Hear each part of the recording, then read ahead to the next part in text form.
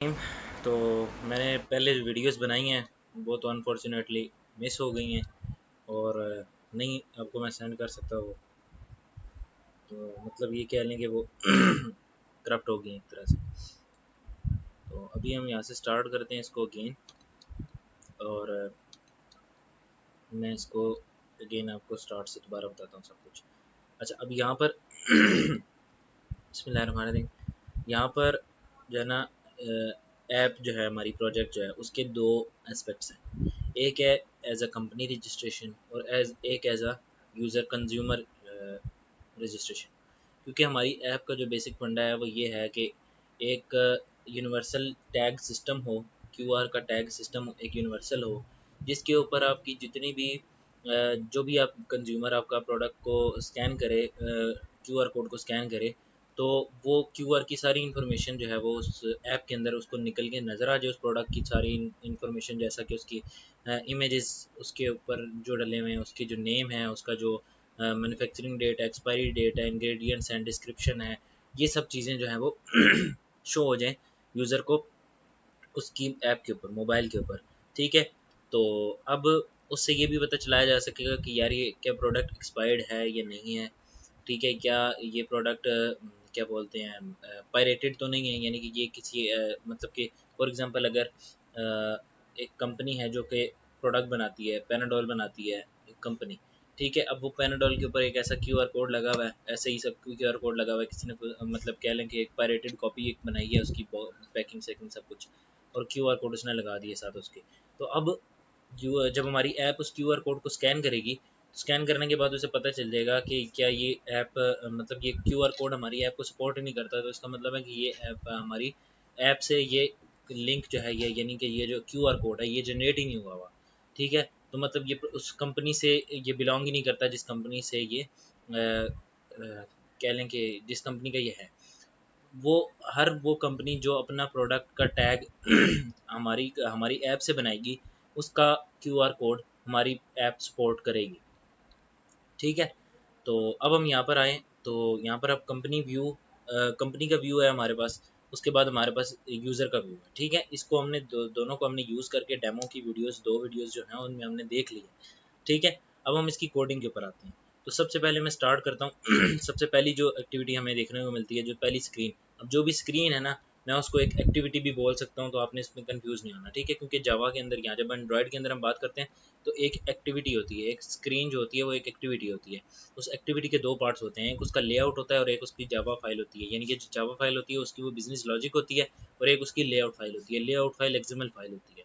ठीक है अब यहाँ पर मेन एक्टिविटी है, मैं मेन एक्टिविटी को ओपन करता हूँ। तो यहाँ पर मैं इसका आपको लेआउट दिखा देता हूँ ताकि आपको साथ साथ समझ भी आ जाए कि मैं क्या बात कर रहा हूँ। ठीक है, तो ये वाली एक्टिविटी, जो ये वाली जो स्क्रीन है, ये हमने सबसे पहले शो करवानी है। अब ये वाली जो स्क्रीन है ये यूज़र को एक बार दिखेगी, वंस इन टाइम, जो कि जब वो एक दफ़ा ये ऑप्शन सेलेक्ट कर लेगा कि मैं एज अ रजिस्टर होना चाहता हूँ कंपनी के तौर पे, तो वो फिर कंपनी के तौर पे ही ऐप उसको शो होगी। उसके अलावा वो कंज्यूमर को ऐप कैसे शो होती है वो उस मोबाइल पे, उस डिवाइस पे नहीं देख सकता। ठीक है, अब वो ऐप को अनइंस्टॉल करे, दोबारा इंस्टॉल करेगा, तब उसके पास ये इन्फॉर्मेशन, ये वाली स्क्रीन दोबारा आ सकती है। ठीक है, क्योंकि ये वाली इन्फॉर्मेशन जो है उसकी डिवाइस के अंदर सेव हो चुकी है। तो अब वो डिवाइस जब तक ऐप ऐप डिलीट नहीं होगी, उसका डाटा डिलीट नहीं होगा उस डिवाइस से, तब तक वो ये वाला डाटा उसके अंदर स्टोर रहेगा। अच्छा, अब इसके अंदर अब कोई भी बटन क्लिक होता है, यानी कि दोनों में से कोई भी ऑप्शन जब क्लिक होता है, तो ऑप्शन क्लिक होने के ऊपर हमने एक यहाँ पर शेयर्ड प्रेफरेंस को यूज़ किया हुआ है, जिसकी मदद से डिवाइस के अंदर वो डाटा स्टोर हो जाता है। तो बाद में जब उसको, जब दोबारा ऐप खुलती है, जब एक दफ़ा आपने इंस्टॉल की, इंस्टॉल करके आपने रजिस्टर कर लिया as a company, for example as a company आपने रजिस्टर कर लिया, तो मोबाइल के अंदर सेव होगा कि ये मोबाइल कंपनी शो, कंपनी ने रजिस्टर कर लिया। अब ये इस मोबाइल के ऊपर जो ऐप खुलेगी वो कंपनी के तौर पे कंपनी व्यूअर देखेगा, यूज़र नहीं इसे देख सकता। तो फिर वो मोबाइल उसे खुद ही ये चीज़ खोल के दिखाएगी है। ठीक है वो डाटा स्टोर किस में होगा, वो एक शेयर्ड प्रेफरेंस का नाम का एक वेरिएबल है। इसको सेशन समझ लें। वेब के अंदर अगर आपने इसको नोटिस किया होगा, वेब में पढ़ते हैं हम कि सेशन एक चीज़ होती है। ठीक है, सेशन वो एक ऐसा वेरिएबल होता है जो कि आप एक स्क्रीन से या एक एक्टिविटी से दूसरी एक्टिविटी पे जाने के लिए उसको स्टोर कर लेते हो। कुकीज़ होती हैं जो कि आप यूज़र की डिवाइस के ऊपर डाटा को स्टोर कर लेते हो, जैसा कि क्रेडेंशियल्स वगैरह। ठीक है, तो ये चीज़ कुकीज़ में आ जाती है। तो अब क्या होता है कि कुकीज़ वाला जो कॉन्सेप्ट है ना, उसको आप यहाँ से रिलेट कर सकते हो शेयर्ड प्रेफरेंस के साथ। ये आपने डिवाइस के अंदर ही अपना जो ऐप के रिलेटेड डाटा था जो कि आपको चाहिए था, बार बार चाहिए, वो आपने डिवाइस के ऊपर स्टोर कर लिया कि बार बार सर्वर से लोड ना करना पड़े। ठीक है, तो अब यहाँ पर हम यहाँ पर जैसे अब एक बटन क्लिक होता है, फॉर एग्जांपल एक यूज़र कहता है कि मैंने एज अ कंपनी रजिस्टर होना है, तो जब वो कंपनी के तौर पे रजिस्टर होगा तो यूज़र के वेरिएबल के अंदर जाके कंपनी स्टोर हो जाएगा। ठीक है, तो ये फर्स्ट टाइम वेरिएबल के अंदर जाके उसकी उसका स्टेटस सेव हो जाएगा। अब वो नेक्स्ट टाइम ऐप को खोलता है, नेक्स्ट टाइम ऐप को खोलता है तो चेक चेक का फंक्शन कॉल होगा। चेक का फंक्शन कॉल होगा तो उसमें क्या होगा कि ये चेक करेगा कि क्या ये यूज़र के वेरिएबल के अंदर कंपनी है या कंज्यूमर है। अगर कंपनी है तो उसे कंपनी लॉगिन पे ले जाओ, और अगर कंज्यूमर है तो कंज्यूमर को उसको यूज़र डैशबोर्ड पे ले जाओ। ठीक है, एक मिनट प्लीज़, सॉरी।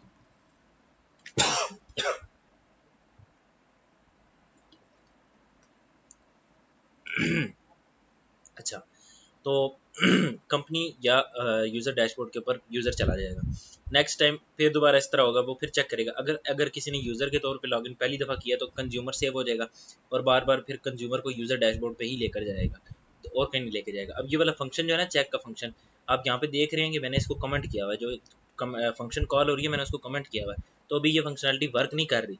क्यों नहीं कर रही? क्योंकि अभी हम टेस्टिंग फेज़ में, हमने एक ही डिवाइस के ऊपर दोनों चीज़ों को चेक करना है, टेस्ट करना है। जब हम इसको प्रैक्टिकली लेकर जाएंगे उस वक्त हम ये चेक का फंक्शन अलाउ कर देंगे, इसको मतलब कह लेंगे, इसको कॉल करेंगे हम इसको। ठीक है, अच्छा, अब हम यहाँ से जाते हैं पहले कंपनी व्यू के ऊपर। पहले मैं यहाँ पे आपको डायरेक्टरी बता देता हूँ जिस तरीके से मैंने बनाई है। ये पैकेज नेम है हमारा, ठीक है। उसके अंदर हमने क्या किया है, कंपनी व्यू डाल दी है, एक सपोर्टेड क्लासेस की एक डायरेक्टरी डाल दी है, और एंड यूज़र एंड की डायरेक्टरी डाल दी है, और वैलिडेशन की एक डायरेक्टरी डाल दी है। ठीक है, यानी इन सब के फोल्डर बनाए, इन सब के फोल्डर के अंदर ना मैंने तमाम जो भी लॉजिक कंपनी के लिए मैंने किया है वो मैंने कंपनी की व्यू में उस डायरेक्टरी में उसकी क्लासेस बनाई हैं, उसकी एक्टिविटीज़ बनाई हैं। और सपोर्टेड क्लासेस में मैंने वो वाली क्लासेस रखी हैं जो कि हमें डाटा मैनिपुलेशन के लिए, डाटा को यूज़ करने के लिए डिफरेंट तरीके से, वो जो हमारे क्लासेस जो है हमारे काम आ रही हैं वो सपोर्टेड क्लासेस हैं। और यूज़र एंड यानी कि जो कंज्यूमर के तौर पे यूज़ हो रही हैं क्लासेस, वो आ रही हैं। उसके बाद वैलिडेशन है, तो वैलिडेशन के अंदर जो है हमारे पास सिंपल कंपनी की वैलिडेशन है, कंपनी का लॉगिन और कंपनी की साइन इन। अब कंपनी का लॉगिन और कंपनी का साइन इन मैं आपको बताता हूँ, समझाता हूँ पहले क्या होता है। इससे पहले मैं आपको एक चीज़ इंपॉर्टेंट वो बता दूँ कि हमारी ऐप जो है ना फायरबेस की डाटाबेस को यूज़ कर रही है, फायरबेस की फंक्शंस को यूज़ कर रही है। बेसिकली कौन कौन से फंक्शंस? फायरबेस की ऑथेंटिकेशन को भी यूज़ कर रही है, फायरबेस की डाटा रियल टाइम डाटाबेस को भी यूज़ कर रही है, और उसके बाद फायरबेस की स्टोरेज को भी यूज़ कर रही है। कैसे? जो भी हम प्रोडक्ट अपलोड करते हैं उसका इमेज जो है वो हमारे पास स्टोरेज में जाके सेव हो रहा होता है। जो भी हमारे यूज़र होते हैं उनकी प्रोफाइल्स जो होती हैं वो जाके हमारी स्टोरेज में सेव होती हैं, और जितना भी सारा हमारा ऐप का डाटा है वो सारा हमारा रियल टाइम डाटाबेस में सेव हो रहा होता है। जो भी हमारे यूज़र की ऑथेंटिकेशन होती है वो ऑथेंटिकेशन के फंक्शन के अंदर जाके यूज़ हो रही होती है। अब मैं यहाँ पर आपको फायरबेस का कंसोल खोल के दिखाता हूँ। तो यहाँ पर मेरे पास दूसरी खुल गई है, मैं आपको यहाँ से अच्छा, अब ये वाला जो अकाउंट है ना, ये मैंने स्पेसिफिकली इसी प्रोजेक्ट के लिए बनाया हुआ है। इसका पासवर्ड और ईमेल जो है ना मैं आपको दोनों दे दूंगा।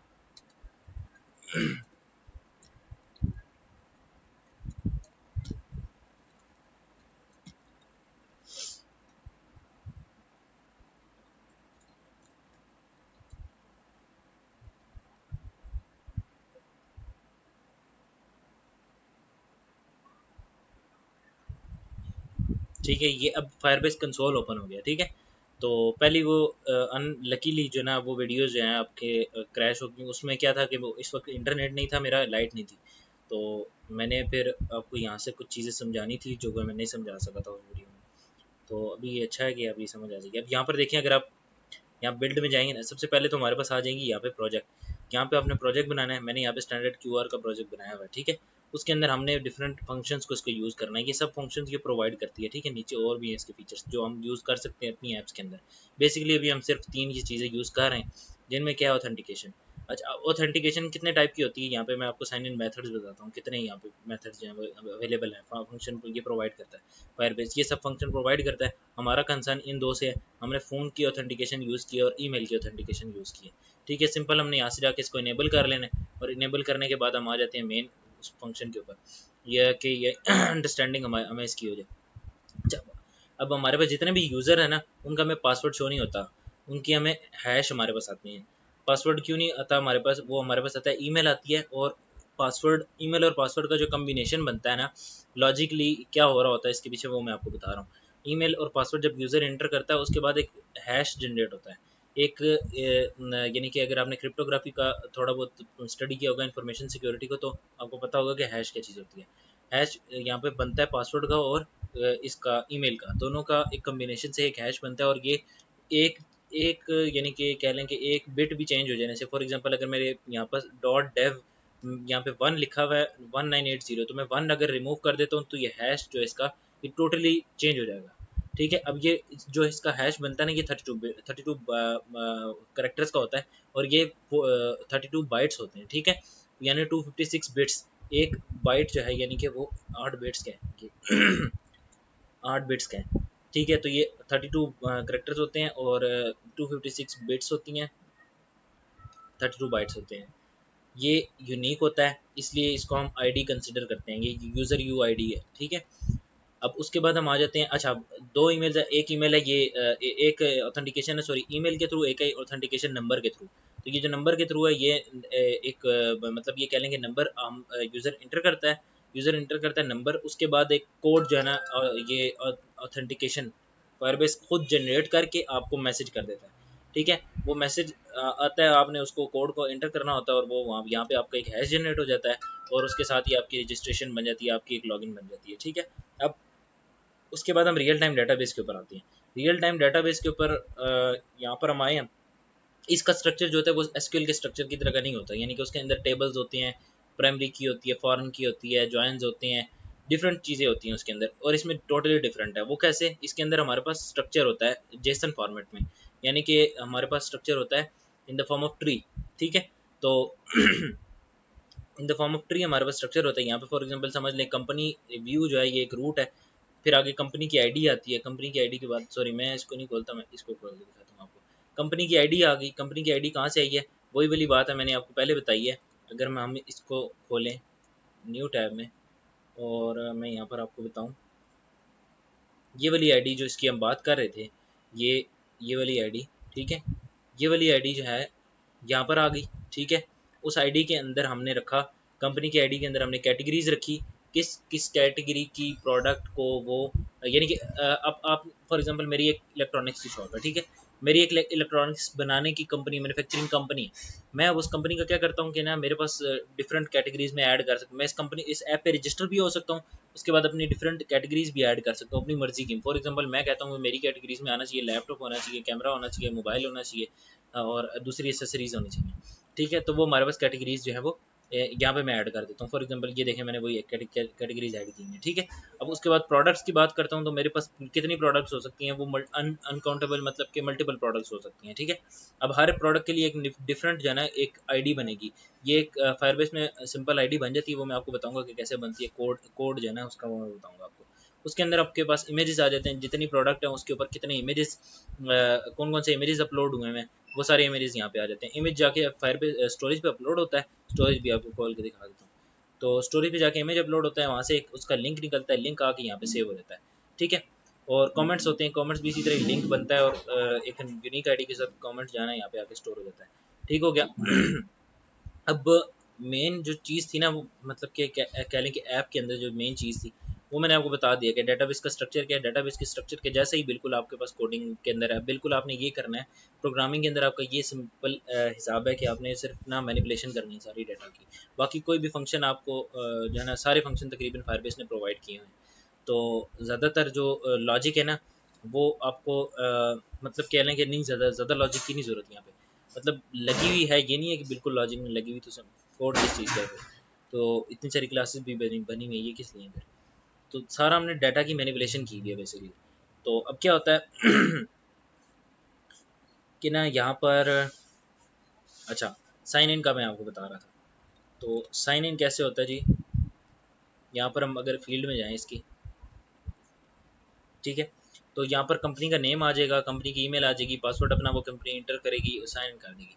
जब साइन इन का बटन क्लिक होगा तो क्या होगा, मैं आपको यहाँ पे लेके आता हूँ। साइन इन का बटन क्लिक हुआ, बीटीएन साइन इन, ये रहा, सॉरी बीटीएन लॉगिन, जैसे ही वो साइन इन का बटन क्लिक हुआ तो यहाँ पे हमने कास्ट किया भाई। यहाँ पर हमने फॉर एग्जांपल ये अगर आपको इस चीज़ का नहीं अंदाजा तो मैं आपको बता देता हूँ, जितने भी कंपोनेंट्स हमारी एक्सएमएल फाइल के अंदर या हमारी लेआउट फाइल के अंदर पड़े हुए होते हैं ना, हम उनको यहाँ पे डिक्लेयर करवा देते हैं। उनकी आईडी जो हम वहाँ पे देते हैं, यहाँ पे जो मैंने फॉर एग्जांपल आईडी दी हुई है BTN साइन इन की मैं बात करता हूँ, तो ये वाली आईडी अगर आप नोटिस करें, इसकी एक आईडी हमने दी हुई है। और अगर हम इसकी यहाँ पर बात करें तो ये रहा वो, ठीक है। इसको हमने नाम दिए BTN लॉगिन का। अब BTN लॉगिन के तौर पे हम इसे अपनी कोडिंग के अंदर डील करेंगे। तो यहाँ पर हमारे पास साइन अप यूज़र का फंक्शन कॉल हो जाता है। कैसे फंक्शन कॉल होता है, और साथ में जितनी भी फील्ड्स के अंदर डाटा पड़ा हुआ है, नेम पड़ा हुआ है, पासवर्ड पड़ा हुआ है, ईमेल पड़ी हुई है, वो सब हम फैच करते हैं और साइन अप यूज़र के फंक्शन के अंदर चले जाते हैं। साइन अप यूज़र के फंक्शन के अंदर आते हैं तो हमारे पास एक ऑथेंटिकेशन के लिए फायरबेस की क्लास हमारे पास मौजूद होती है। अब मैं यहाँ पर आपको ये चीज़ बताता हूँ कि हमने दोनों चीज़ों को कनेक्ट कैसे करना है। फायरबेस तो हमने यहाँ पे बना ली है सारी, फायरबेस हमारी पूरी की पूरी बनी हुई है और हमारे पास ऐप भी यहाँ पे बन गई है। तो इन दोनों को हमने कनेक्ट कैसे करना है और अपना डाटा यहाँ पे पहुँचाना कैसे अपना, यानी कि एक तो ये तो एक सर्वर है ना, तो हमने यहाँ पे डाटा को सर्वर के ऊपर अपलोड कैसे करना है और डाउनलोड कैसे करना है, वो उसके लिए हमें फायरबेस को अपने ऐप के साथ कनेक्ट करना होगा। उसको कनेक्ट करने के लिए यहाँ पर हमारे पास ईमेल्स आ रही हैं, ये नज़र आ रही हैं आपको। इसी तरह हम ऐड अकाउंट कर लेते हैं। अभी इस ईमेल को मैंने लॉगिन किया आपके सामने, इसी के ऊपर हमारा प्रोजेक्ट बना हुआ पड़ा है। मैंने यहाँ पे इसको लॉगिन कर दिया। जब लॉगिन हो गया उसके बाद मैं यहाँ से, अब मेरे पास लॉगिन इसको अटैच करने के ना दोनों को जोड़ने के दो तरीके हैं, एक है मैनुअल और एक है ऑटोमेटिक, ठीक है। टूल्स के अंदर हम जाते हैं, यहाँ पे फायरबेस में जाते हैं, फायरबेस में जाएंगे तो यहाँ पे असिस्टेंट ओपन हो जाएगा। असिस्टेंट के अंदर ना डिफरेंट जितनी भी फंक्शनैलिटीज़ ये परफॉर्म कर सकता है, जितनी भी फंक्शनैलिटीज़ प्रोवाइड करता है फायरबेस, वो सब यहाँ पर आ जाती हैं। मैं मिसाल लेता हूँ रियल टाइम डेटाबेस के साथ, क्योंकि ये आसान है, सिंपल है। मैंने यहाँ पर रियल टाइम डेटाबेस को ओपन किया। यहाँ पे मेरे पास एक बटन आएगा कनेक्ट का। जब मैं कनेक्ट का बटन क्लिक करूँगा ना, तो ये सब कुछ ऑटोमेटिकली कर देगा, यानी कि इस ऐप को मेरे इस अकाउंट के साथ, इस अकाउंट पे बनी हुई, यहाँ पे मैंने अकाउंट भी लॉगिन किया हुआ है, इस अकाउंट पे जाएगा। यहाँ से ये इस अकाउंट पे जाएगा। इस अकाउंट पे जाने के बाद फायरबेस की कंसोल खोलेगा, वहाँ पे प्रोजेक्ट एक नया बनाएगा, यानी कि जिस बिल्कुल सिंपल यहाँ पे जिस तरह यहाँ पे प्रोजेक्ट मैं नया बनाऊँ, यहाँ पे मैं आपको दिखाता हूँ। प्रोजेक्ट नया बनाऊँगा, नाम डालूंगा और आगे सेटअप इस तरह आगे करूँगा, ठीक है। तो वो सारा काम ये खुद कर देगा ऑटोमेटिकली। और उसके बाद इसकी एक डिपेंडेंसी जो होती है, डिपेंडेंसी क्या होती है, एक तरह से एक कॉम्पैक्ट फाइल होती है, ये एक लाइब्रेरी होती है। डिपेंडेंसी को आप लाइब्रेरी ही कंसिडर करें, ठीक है, अगर लाइब्रेरी का आपको कंसेप्ट है तो वो ये वो चीज़ होती है। उसके अंदर सारी क्लासेस जो होती हैं ना, बेसिकली जो जो भी फंक्शंस प्रोवाइड कर रहा है फायरबेस, उसकी तमाम क्लासेस जो हैं उसके अंदर मौजूद होती हैं। अब हमने यहाँ पर क्या किया है, मैं आपको वो डिपेंडेंसी ऐड कहाँ होती है ये भी दिखाता हूँ। ये वाली जो फाइल है ना ग्रेडल की, इसके अंदर हमारे पास यहाँ पे सारी डिपेंडेंसीज ऐड हुई होती हैं। जितनी भी हमारे पास ऐप के अंदर फंक्शनैलिटीज़ यूज़ हुई हैं ना, फॉर एग्जांपल ये मेन्यू के लिए मैंने ये ऐड किया, क्यूआर कोड को स्कैन करने के लिए मैंने ये वाली लाइब्रेरी इंस्टॉल की, फिर उसके बाद रिसाइकलर व्यू के लिए मैंने ये की, कार्ड व्यू के लिए मैंने ये वाली की। उसके बाद मटेरियल डिज़ाइन, यानी कि डिज़ाइन जो है वो मटेरियल डिज़ाइन होना चाहिए, वो उसके लिए मैंने ये की। रिसाइकलर व्यू के लिए यानी कि यूआई से जब डाटाबेस मैं भी आपको ये चीज़ बताऊंगा कि जब हम डाटाबेस के प्रोवाइडेड फंक्शन यूज़ करते हैं लिस्ट के अंदर डाटा को शो करवाने के लिए, तो उसके लिए ये की। फिर एक सर्कुलर इमेज व्यू के लिए हमने ये की, जिसमें हमने यूज़र का इमेज शो करवाना है, उसके बाद हमने इमेज को क्रॉप करना है उसके लिए भी हमने एक लाइब्रेरी यूज़ की। फिर इमेज को लोड करवा के शो करवाना है। इस तरीके से सारी लाइब्रेरी जो भी हमने यूज़ की हैं वो यहाँ पर आ जाती हैं। अच्छा, अब उसके बाद जब आप ऐड डिपेंडेंसीज का बटन क्लिक करते हो ना, तो ये ऑटोमेटिकली यहाँ पर खुद भी ऐड भी कर देता है। अपनी ऑथेंटिकेशन के जो भी फंक्शन आपने ऐड करना है, उस फंक्शन की लाइब्रेरी यहाँ पर खुद ऐड हो जाती है, ठीक है। अब इसको मैं ग्रेडल को ऑफ करता हूँ और मैं आप आता हूँ वापस साइन इन की लॉजिक के ऊपर। तो यहाँ पर अगर मैं आऊँ, मैं आपको बताऊँ फायरबेस की हमने ऑथेंटिकेशन की लाइब्रेरी ऐड कर ली। यहाँ से ऑथेंटिकेशन की लाइब्रेरी ऐड करने के बाद हमने उसकी क्लास कॉल की फायरबेस ऑथ, और उसके बाद हमने उसका इंस्टेंस क्रिएट किया। इंस्टेंस क्रिएट करने के बाद हमने यहाँ पर उस एम ऑथ के अंदर से ये फंक्शन कॉल किया, create user with email and password, और ईमेल और पासवर्ड हमने उसे दे दिया। ये फंक्शन जब प्रॉपरली मतलब कह लें कंप्लीट हुआ, उसके बाद क्या हुआ कि इफ टास्क इज सक्सेसफुल, जो टास्क हमने चलाया था वो सक्सेसफुल हो गया, तो हमें यूज़र दे दो। यानी कि मैंने अभी जो यहाँ पर आपको लॉजिक बताई थी कि हमने ईमेल दी, हमने पासवर्ड दिया, और हमारे पास एक हैश जनरेट हुआ, और हमारे पास यहाँ पे एक अकाउंट बन गया फायरबेस के ऊपर। तो जो आईडी बनी है वो हमें आईडी दे दो। यहाँ से मैंने ऑथेंटिकेशन की क्लास में जाके गेट करंट यूज़र कर लिए, करंट यूज़र हमने ले लिया, और अपडेट यूआई का फंक्शन कॉल कर दिया। अपडेट यूआई के फंक्शन के अंदर जाके क्या हुआ कि हमने यूज़र आईडी तो ले ली थी, हमने नेम भी ले लिया और ईमेल भी ले ली, हमने पासवर्ड को सेव नहीं किया अपने पास, क्योंकि ये एक सिक्योरिटी इशू है एक तरह से। अच्छा, उसके बाद क्या है कि हाँ, हमने यहाँ पे कंपनी और ईमेल को अपने मैप के अंदर पुट कर लिया। मैप क्या है? मैप एक तरह से एक क्लास यानी मॉडल है। क्लास का एक फॉर एग्जांपल आप इसको समझ लेंगे, ये एक सांचा है, ठीक है। इसके अंदर हमने डाटा को रखा और इसके अंदर से ही हमने डाटा को फैच करना है। अब हमने डाटा को यहाँ पे रख दिया, डाटा को हम यहाँ से अपलोड करने के लिए हमने इस क्लास में रखा, समझ लें सिंपल। तो अब हमने क्या किया, डेटाबेस रेफरेंस का एक ऑब्जेक्ट बनाया हमने, रियल टाइम डेटाबेस रेफरेंस का जो है ना एक ऑब्जेक्ट बनाया। और डेटाबेस रेफरेंस को मैंने यहाँ पर कहाँ पर यूज़ इनिशियलाइज़ करा, ये रहा। फायरबेस डेटाबेस का हमने एक इंस्टेंस क्रिएट किया और उसका रेफरेंस लिया, और उसके बाद हमने कंपनीज़ की एक रूट बनाई। यहाँ पर अगर आप देखें रियल टाइम डेटाबेस के अंदर हमने कंपनीज़ की एक रूट बनाई, क्योंकि अब मैं रूट और ट्री वाली बात करूँगा क्योंकि ये ट्री स्ट्रक्चर बना हुआ है सिंपल। तो हमने ये कंपनीज़ के नाम से एक रूट बनाई। रूट बनाने के बाद अब हमने यहाँ पर नेक्स्ट क्या किया, अपडेट यूआई के अंदर, उसके अंदर हमने एक चिल्ड्रन बनाया यूज़र यूआईडी का। यूज़र की आईडी तो हमने यहाँ से ले ली थी, वो आईडी हमने यहाँ पे डाली। और उसके बाद हमने क्या किया, मैप के अंदर ये वाला डाटा पुट कर दो, ये वाला data company name and company email जो है ना, हम उसके अंदर कंपनी व्यू के अंदर अपलोड कर रहे हैं, कंपनीज़ के अंदर अपलोड कर रहे हैं, ठीक है। तो कंपनीज़ के अंदर हम अपलोड कर रहे हैं। यहाँ पर अगर आप देखें यूज़र की कंपनीज़ के अंदर गए, यूज़र की यूआईडी के अंदर गए, आईडी के अंदर यानी कि यूज़र की आईडी के अंदर गए, और हमने ये वाला डाटा जहाँ पे वहाँ पे पुट कर दिया। अब ये वाला डाटा आपको होगी कि यहाँ पे 4-5 फील्ड्स आ रही हैं, और जबकि यहाँ पे तो हमने 3 फील्ड्स अपलोड किए हैं, 2 ये रही, और कंपनी व्यू के अंदर तो हमने सिर्फ 2 अपलोड किए हैं। और तीसरी जो हमने कंपनीज़ के अंदर हमने 2 अपलोड किए, और कंपनी व्यू के अंदर हमने 3 डाटा अपलोड किए। कैसे? 2 पहले से हुई हुई थी, फिर हमने एक और कंपनी नेम भी ऐड किया और हमने यहाँ पर अपलोड कर दिया। अब हमने यहाँ तक एक टास्क कंप्लीट हुआ, फिर हमने एक और टास्क क्रिएट किया, वो यहाँ तक कंप्लीट हुआ, ठीक है। वो कंप्लीट, उसका हमने कंप्लीट लिसनर लगाया ही नहीं, हमने सिंपल कंप्लीट कर दिया, ठीक है। उसको फिर उसके बाद हमने एक एक्टिविटी स्टार्ट की और हम सी प्रोडक्ट्स के ऊपर चले गए, यानी कि ये कह लें कि हमने साइन इन यूज़र का कर दिया। यूज़र का साइन इन करने के बाद हम सी प्रोडक्ट्स, अब मैंने एक जो क्लास बनाई हुई है, ये आपकी वो मेन क्लास है, ये आपकी वो मेन डैशबोर्ड कह लें, जिसके ऊपर यूज़र ने यूज़र का जो कंपनी का जितना भी मतलब कह लें कि एक मेन जो स्क्रीन है ना कंपनी की, वो सी प्रोडक्ट्स की क्लास है। उसको हम देखते हैं वो क्या है। अब उसका मैं यहाँ से आपको लेआउट दिखाता हूँ, तो आपने जो वीडियो देखी हुई है पहले, उससे आपको पता चल जाएगा। ये लेआउट है, ठीक है। उसके अंदर कंपनी का लोगो, कंपनी का नेम, और यहाँ पर सारी प्रोडक्ट जितनी भी कंपनी प्रोवाइड कर रही है वो सारी यहाँ पर आ जानी है, ठीक है। तो कंपनी लॉगिन की आपको कंपनी साइन इन की आपको समझ आ गई है, ठीक है। तो हमने यहाँ पर डेटाबेस में डाटा को अपलोड कर दिया। अभी मैंने आपको बहुत ज़्यादा डिटेल में सारी चीज़ें बता दी हैं। सिंपल डेटाबेस में अपलोड करने के लिए डाटा को हमें क्या करना पड़ता है, हमने एक डाटा को इस फॉर्म में लिखना है ताकि हम डाटा को अपलोड कर सकें यहाँ पर, ठीक है।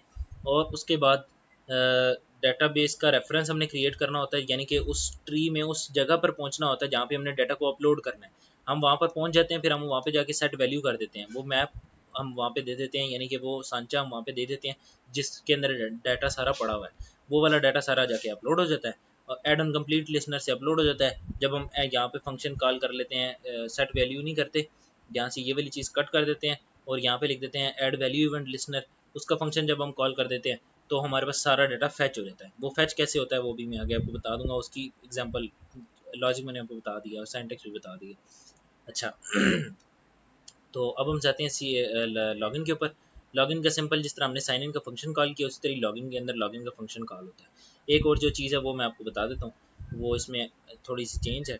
वो ये है कि लॉगिन के फंक्शन कॉल हुआ, लॉगिन के फंक्शन कॉल हुआ, उसमें हमने ईमेल और पासवर्ड दिया, हमने साइन इन विद ईमेल का फंक्शन कॉल किया, और फंक्शन कॉल होने के बाद जब वो टास्क कंप्लीट हुआ तो हमने अपनी क्लास को हमने अपनी स्क्रीन को स्विच कर दिया, स्क्रीन को स्विच कर दिया। अब ये जो इंटेंट होता है, अगर आपको इसका नहीं पता भी, तो ये बता देता हूँ कि ये जो इंटेंट होता है ये स्क्रीन को स्विच करने के लिए यूज़ होता है। यानी कि अब अगर आप एक एक्टिविटी पे हैं, यानी कि आप कंपनी लॉगिन की स्क्रीन के ऊपर हैं, तो आप चले जाओगे सी प्रोडक्ट्स की स्क्रीन के ऊपर, ठीक है। तो सी प्रोडक्ट्स के ऊपर हम चले जाते हैं यहाँ से। अच्छा, तो जब हम सी प्रोडक्ट्स के ऊपर आते हैं, इसकी स्क्रीन मैं आपको पहले दिखा चुका हूँ, ये है इसकी स्क्रीन, इसका जो लेआउट है, सॉरी वो लेआउट ये है। अच्छा, अब हम यहाँ पर सबसे पहले क्या करते हैं, मैं आपको सबसे पहले जो चीज़ यहाँ पर बताता हूँ वो ये है कि हम यहाँ पर जो लिस्ट के अंदर सारी प्रोडक्ट्स लेके आ रहे हैं वो कैसे लेके आ रहे हैं, ठीक है, वो यहाँ पर हम देखते हैं। लिस्ट लिस्ट जो बेसिकली होता है ना वो रिसाइकलर व्यू होता है, ठीक है। अब ये वाली बात आपने गौर से सुननी है क्योंकि कई जगह पे लिस्ट यूज़ हो रही है, ठीक है। यहाँ कई जगह पे हमने डाटा को इस तरीके से लिस्ट व्यू में शो करवाया हुआ है। ये एक रिसाइकलर व्यू है। लिस्ट व्यू भी होता है कोडिंग के अंदर, यहाँ पे एक्सएमएल में मौजूद होता है। यहाँ पे अगर मैं आपको डाल के दिखाऊँ तो लिस्ट व्यू भी होता है, ठीक है, लेकिन हम रिसाइकलर व्यू को यूज़ कर रहे हैं। तो रिसाइकलर व्यू भी एक लिस्ट के तरह से काम कर रहा होता है, लेकिन ये कस्टम होता है, ठीक है। कस्टमली हम इसको बना सकते हैं अपनी मर्जी से। अब कस्टम कैसे बना सकते हैं, यानी कि अब ये लिस्ट है ना, इसके अंदर की जो प्रोडक्ट्स आनी है, इसके अंदर जो आइटम्स आनी है, वो आइटम किस तरीके की होगी, किस तरह से होगी, वो भी हम यहाँ से हाँ हम खुद डिफाइन कर देते हैं। वो मैं क्या बताता हूँ वो कैसे डिफाइन होती है। हम जाते हैं यहाँ पे सिंपल लेआउट में। लेआउट में जाके हम एक रिसोर्स फाइल क्रिएट करते हैं, layout resource file. Layout resource file पे हम क्लिक करते हैं, एक फाइल बन जाती है। वो किस तरह की होती है, वो इस तरह की होती है।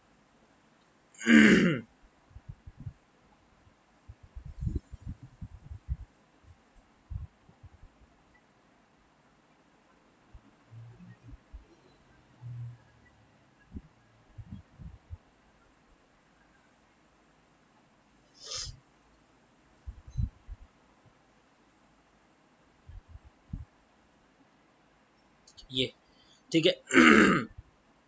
अब ये एक प्रोडक्ट आइटम है जो कि उस लिस्ट व्यू के अंदर शो होनी है। इस लिस्ट व्यू के अंदर इस तरह की मल्टीपल आइटम्स शो होंगी। तो हमने यहाँ पे सारी डिक्लेयर कर दी, एक चीज़ हमने पूरी बना दी कि ये इस तरीके से इस तरीके से इस तरीके से होनी चाहिए, ठीक है। कार्ड व्यू क्या होता है, कार्ड व्यू जो ये एक कार्ड है ना जिसके ऊपर ये हमारी सारी आइटम जो है वो पड़ी हुई नज़र आ रही हैं। तो यहाँ पर हमारे पास कार्ड्स आ रहे होंगे, उनके ऊपर आइटम सारी शो हो रही होंगी, ठीक है। तो अच्छा, अब ये प्रोडक्ट सारी यहाँ पे आ गई। वो कैसे आएंगी, उसके उसके लिए आपको गौर ये करें, रिसाइकलर व्यू को हमने पहले यहाँ पे कास्ट किया। मैंने आपको बताया था जो भी एक्सएमएल में होता है वो हम जावा फाइल में डिक्लेयर करवाते हैं, ठीक है। वो हमने यहाँ पे डिक्लेयर करवा दिया।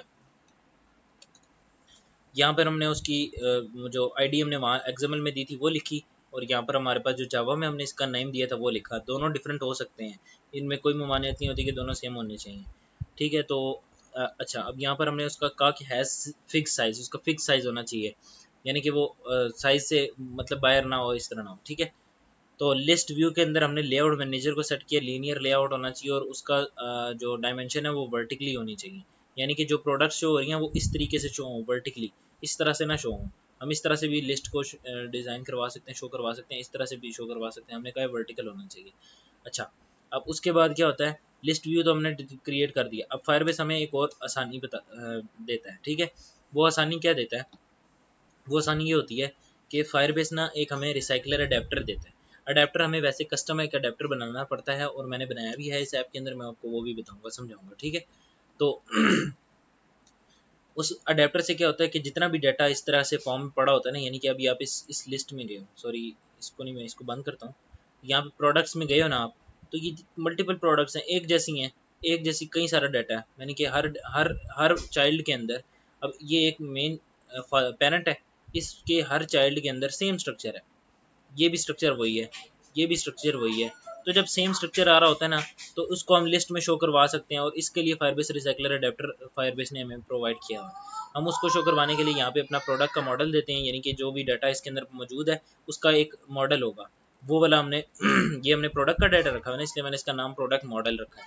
इसके अंदर क्या क्या आइटम्स हैं वो ये पर ये देख लें, product ID, product name, description, category, manufacturing expiry, type, ingredients, product link, ये सब कुछ इसके अंदर मौजूद है। वही उसी नेमिंग कन्वेंशन से है, और उस वही वाले जो लिंक हम जो प्रोवाइड हमने यहाँ पे वेरिएबल के नेम किए हैं, वही उन्हीं नेम्स के यहाँ के सेव हो गए, यहाँ के डाटा सारा, ठीक है।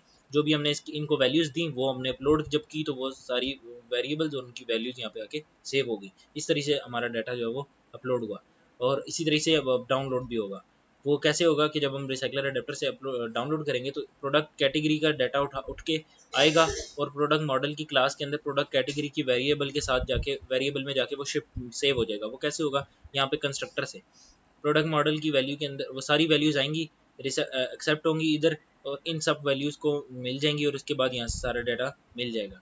अच्छा, अब यहाँ पर एक क्लास ये होगी, दूसरी क्लास ये है प्रोडक्ट्स का व्यू होल्डर। अब प्रोडक्ट मॉडल क्या करता है, डेटाबेस से डाटा को उठा के लेके आता है अपने पास और यहाँ पे ला के यहाँ पे ला के रखता है, बाद में हम उससे डाटा निकाल लेते हैं। लेकिन जब हमारे पास लेआउट के अंदर हमने कोई डाटा शो करवाना है, तो वो वाला डाटा शो करवाने के लिए हमारे पास प्रोडक्ट व्यू होल्डर की क्लास होती है।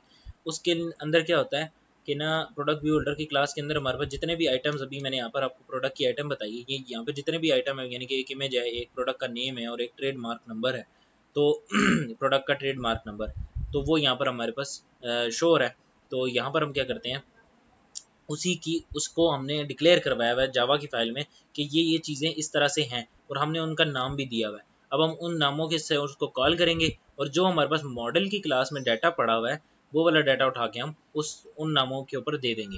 यानी कि उस होल्डर की क्लास में जाओ, प्रोडक्ट व्यू होल्डर की, यानी होल्डर की क्लास में जाओ, टीवी ट्रेडमार्क नाम का एक वेरिएबल है जो कि टेक्स्ट व्यू है एक्सएमएल की फाइल के ऊपर, उसके अंदर सेट टेक्स्ट कर दो क्या, जो कि पिक मॉडल, यानी प्रोडक्ट मॉडल का एक जो नाम मैंने रखा हुआ है वो पिक रखा हुआ है, तो पिक के अंदर से जो गेट प्रोडक्ट की कैटेगरी है, वो कैटेगरी उठाओ टीवी ट्रेडमार्क के अंदर सेव कर दो। अब ये नाम थोड़े डिफरेंट है क्योंकि पहले मैं कुछ और सोच रहा था और बाद में मैंने उसको चेंज कर दिया, इस वजह से ये नाम थोड़े डिफरेंट है। बाकी ये अगर आप देखें कि टीवी प्रोडक्ट नेम के अंदर जाके प्रोडक्ट नेम सेव कर दो, बेसिकली होना ये चाहिए था, तो यहाँ पे टीवी कैटेगरी होना चाहिए था। बहरहाल अब इस तरह ही ठीक है, ये चल रहा है, आपको मैंने समझा दिया, आपको समझ आ गई बात। अच्छा, अब इमेजेस भी हमने अपलोड करने हैं, यानी कि अब यहाँ पर हमारे पास इमेज भी आना चाहिए, इमेज भी आना चाहिए। अब मैं यहाँ पर आपको बता देता हूँ कि डाटा निकालते कैसे, ठीक है। ये बहरहाल अभी इसको एक दफ़ा भी बताऊँगा, फिर एक दफ़ा दोबारा फिर बताऊँगा, ठीक है। तो आपने क्या करना है, एम रेफरेंस के अंदर जाना है। एम रेफरेंस क्या है, M reference basically company view के रूट के अंदर जाके, उसकी आईडी के अंदर जाके, उसकी प्रोडक्ट्स के अंदर जाके, प्रोडक्ट्स के अंदर जाओ और फिर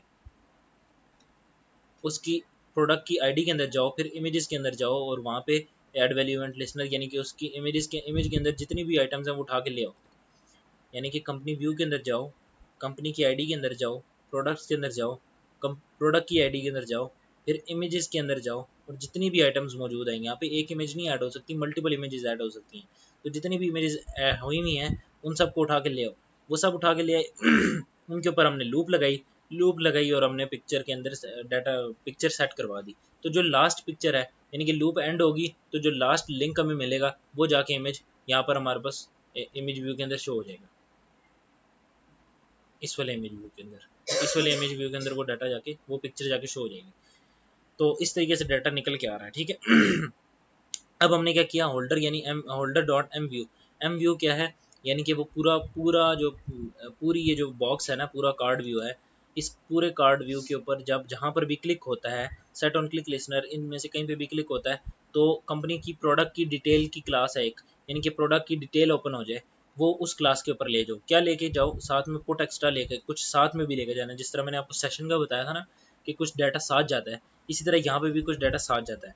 वो डाटा साथ जो जाता है वो ये होता है कंपनी की आईडी होती है और कंपनी की आईडी और प्रोडक्ट की आईडी हमने साथ भेजी है, कुछ भी डाटा साथ भेजा जा सकता है, ठीक है। हमने ये टेक्सचुअल डाटा साथ में भेज दिया है इन वेरिएबल नेम के साथ, और ये डाटा है। अब अगली क्लास में जब हम इस क्लास में जाएंगे जिसमें हम जा रहे हैं, अभी यहाँ से स्विच होके इस क्लास से स्विच होके इस क्लास में जाएंगे, इस एक्टिविटी पे जाएंगे, सॉरी स्क्रीन से स्विच होके स्क्रीन पे जब जाएंगे तो ये वाला डाटा हमने लेके जाना है और इस स्क्रीन में जाके हम ये वाला डाटा फैच करेंगे, इस नाम से फैच करेंगे, ठीक है। अब हम जाते हैं कंपनी की प्रोडक्ट की डिटेल्स के ऊपर, लेकिन उससे पहले यहाँ पर सी प्रोडक्ट्स के अंदर हमारे पास एक डाटा जो है, एक चीज़ जो है वो मिस हो गई है, वो ये है कि हमारे पास ये वाला जो डाटा आया है ये वाला डाटा हमने कैसे निकाला है, इधर से हमें पता चलेगा कि डाटा कैसे निकलता है, ठीक है। अब हम यहाँ पर आते हैं, मैं आपको उस फंक्शन का बता देता हूँ। जैसी प्रोडक्ट की क्लास सी प्रोडक्ट की क्लास ओपन हुई है, ओपन होते ही यहाँ पर लाइन बाय लाइन कोड चलता है, ठीक है। तो यहाँ पर लाइन बाय लाइन कोड चल रहा है और क्या हो रहा है, क्या हो रहा है यहाँ पर एक हमारे पास जो लोडिंग का वो है ना, प्रोग्रेस बार, वो शो हो रहा है, विजिबल हमने किया हुआ है उसको, वो शो हो रहा है। फिर उसके बाद कंपनी की आईडी निकल के आ जाती है कि करंटली यूज़र कौन सा यूज़र लॉगिन हुआ हुआ है। फिर उसके बाद हमने इनिशियलाइज कंपनी के नाम से एक फंक्शन बनाया हुआ है, उस फंक्शन के अंदर हम क्या कर रहे हैं, डाटा को सिंपली फैच कर रहे हैं और यहाँ पर जो फील्ड्स हैं उनके अंदर हम डाटा को सेट कर रहे हैं, ये वाली फील्ड्स, ठीक है। तो क्या क्या डाटा निकल रहा है जी, कंपनीज के अंदर हम जाते हैं, कंपनी आईडी के अंदर हम जाते हैं, जैसे यहाँ पर हम देखें कंपनी के अंदर जाते हैं, कंपनी की आईडी के अंदर जाते हैं और जो ऐड वैल्यू इवेंट लिस्नर लगा देते हैं कि जितनी वैल्यूज़ हैं वो उठा के ले आओ। उसके अंदर जितनी भी वैल्यूज़ है वो उठा के हम ले आते हैं। अब वो डाटा जो है ना स्नैपशॉट के अंदर सेव होता है, यानी डाटा स्नैपशॉट एक होता है, डाटा स्नैपशॉट एक क्लास है, वो भी फायरबेस की तरफ से है, फायरबेस की ये है। वो फायरबेस की क्लास के अंदर से डाटा निकलता है और निकल के आगे सेव हो जाता है इस उसमें, ठीक है, इस क्लास में इस क्लास में सेव हो जाता है, इस क्लास से हम डाटा आगे निकालते हैं। अब TV company name dot set text हम करते हैं, सेट टेक्स्ट क्या करते हैं, स्नैपशॉट डॉट चाइल्ड, यानी कि इस स्नैपशॉट के अंदर क्या क्या है, स्नैपशॉट के अंदर ये वाला सारा डाटा, यानी कि ये वाला सारा डाटा स्नैपशॉट के अंदर मौजूद है। तो हमने क्या कहा, स्नैपशॉट का जो चाइल्ड है ना, इस फादर का जो चाइल्ड है वो है कंपनी नेम। कंपनी नेम जो है ना, यहाँ पर कौन सा कंपनी नेम, ये वाला, ये वाला चाइल्ड, इस चाइल्ड की वैल्यू को गेट कर लो, टू स्ट्रिंग करके उसको ट्रिम कर दो और वो हमारे पास जाके सेट कर दो टीवी कंपनी नेम के अंदर। इस तरह से डाटा से जाके सेट हो गया। अब स्नैपशॉट डॉट हैश चाइल्ड का क्या मतलब है, डॉट हैश चाइल्ड का मतलब ये है कि अगर कंपनी के अंदर ये वाला चिल्ड्रन कंपनी का लोगो मौजूद है, कंपनी ने लोगो अपलोड किया हुआ है, तो यहाँ पे इसका चाइल्ड मौजूद होगा, इसका लिंक मौजूद होगा। अगर नहीं है, हैज़ चाइल्ड का कंडीशन फॉल्स हो जाती है तो कुछ भी नहीं होगा। और अगर है तो कंपनी का लोगो, लोगो की ये जो वैल्यू है, यानी कि ये लिंक लोड हो जाएगा, लिंक आ जाएगा स्ट्रिंग लिंक के अंदर। और लिंक जो है वो पिकासो की लाइब्रेरी है।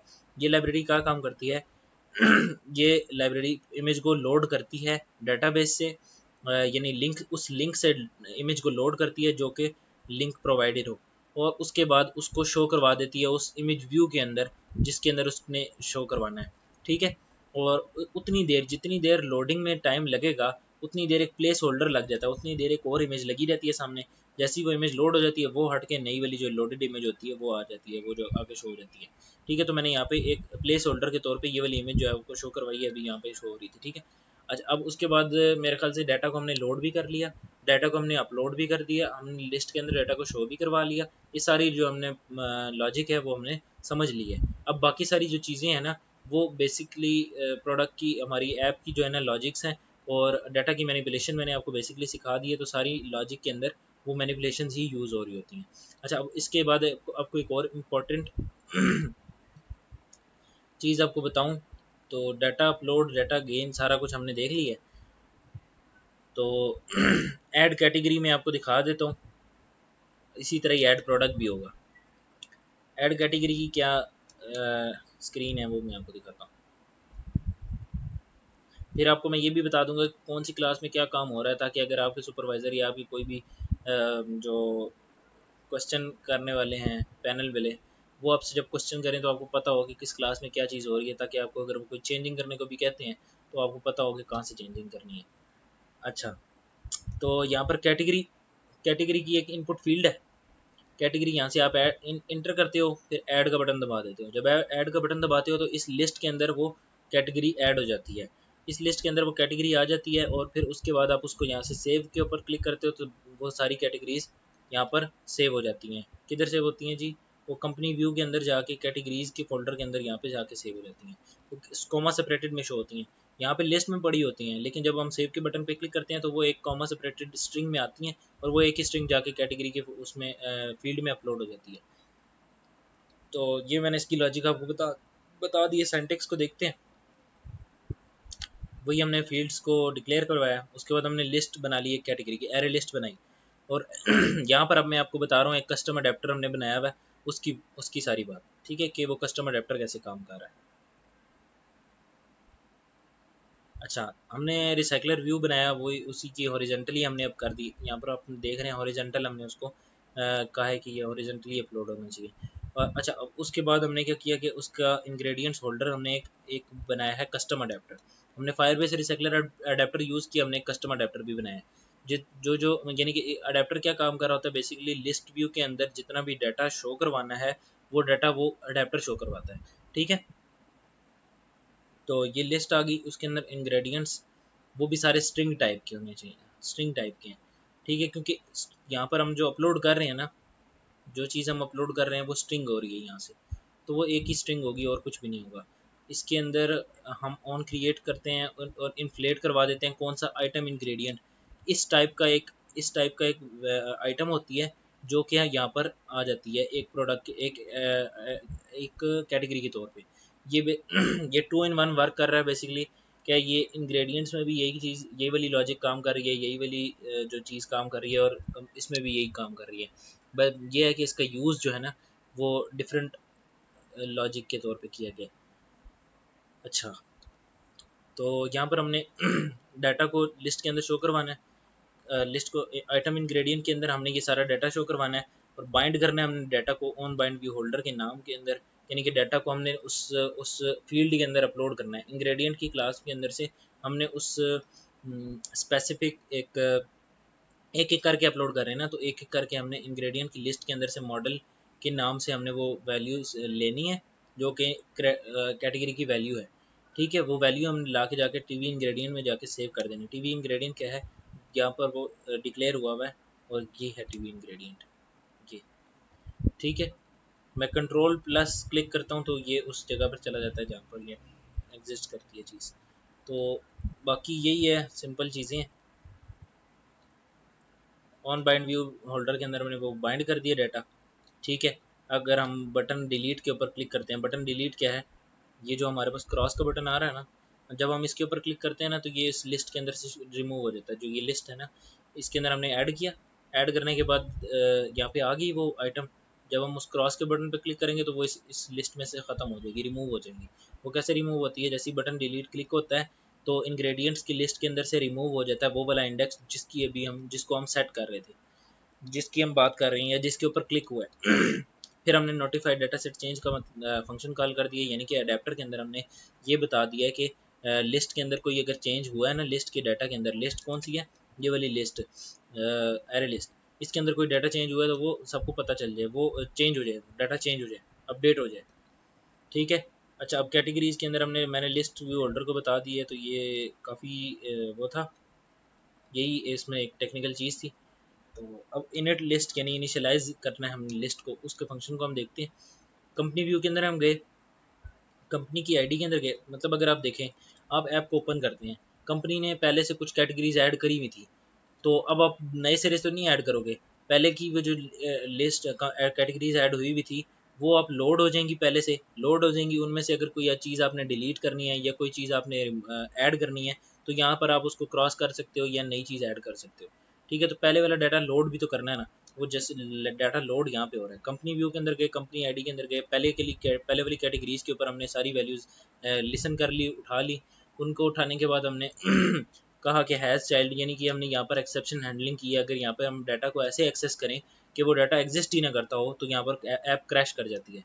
इस वजह से यहाँ पे हमने हैंडल किया हुआ है इसको, कि अगर वो कैटेगरी एग्जिस्ट करती है, यानी कि ये वाली चीज़ एग्जिस्ट करती है, ये वाली फील्ड एग्जिस्ट करती है, पहले से कैटेगरीज ऐड नहीं हुई हुई, कोई नई कंपनी ऐड हुई है तो उसकी कैटेगरीज नहीं ऐड हुई हुई यहाँ पे, तो यहाँ पर हैज़ चाइल्ड की कंडीशन फॉल्स हो जाएगी, अदरवाइज ये ट्रू हो जाएगी।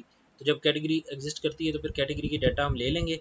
डाटा लेने के बाद वो इस तरह कॉमा सेपरेटेड में हम उसको दोबारा स्प्लिट करेंगे, कॉमा सेपरेटेड से अलग करेंगे, उसको लिस्ट में सेव करेंगे। लिस्ट में सेव करने के बाद हमने अपने उस अडेप्टर के अंदर एक स्पिनर अडेप्टर है उसके अंदर हमने ऐड कर देना।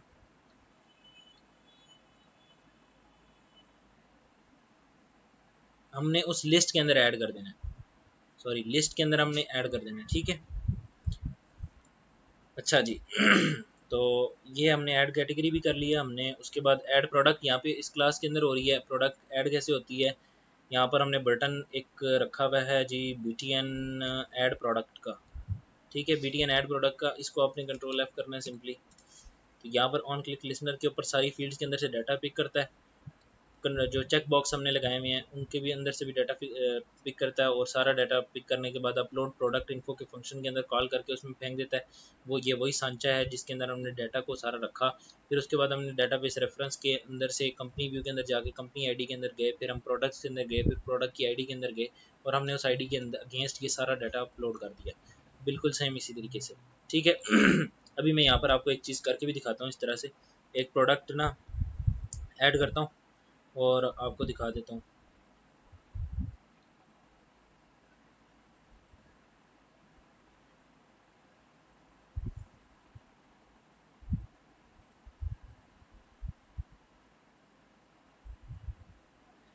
अच्छा, मैं ऐड प्रोडक्ट पे चला गया हूँ अपने मोबाइल में, और यहाँ पर मैंने एक 7-8 नाम से ट्रेड मार्क दे दिया। प्रोडक्ट का नाम मैंने तलहा दे दिया।